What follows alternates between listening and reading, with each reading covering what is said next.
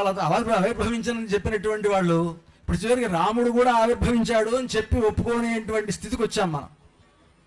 కనుక రాముడు కూడా ఆవిర్భవించాడు, సరే పోని ఆవిర్భవించినా మంచిదే, అవతరించినా మీతోడు చెప్పించాడు. ఆయన ఆవిర్భవించినా అవతరించినా మనందరి కోసం, రాముడైనా మనందరి కోసం, సీతమ్మ అయినా మనందరి కోసమే. కనుక సరే ఇప్పుడు రాముడు గొప్పతనం కదా మనకు కావాల్సింది, సీతమ్మ వారి గొప్పతనం వాళ్ళు కేవలం రామచంద్రుడు అన్నట్టుగా చంద్రుడి వంశం చంద్రుడి సంబంధం అంతా చెప్తూ గొప్పదన్నారు.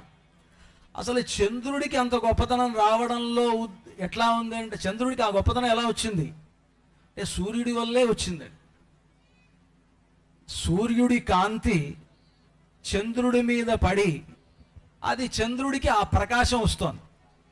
అలాని చంద్రుడిని తగ్గించడం ఉద్దేశం కాదు, అలాంటి కాంతి వలన ఓషధులన్నీ లభిస్తాయి.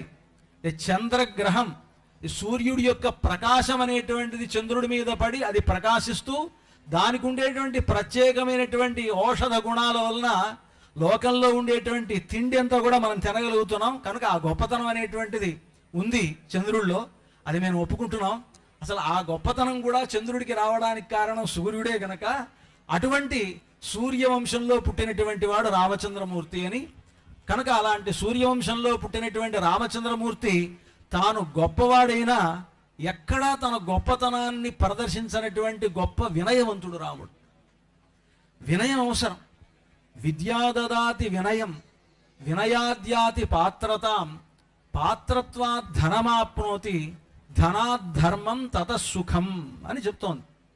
అంటే విద్య దదాతి వినయం.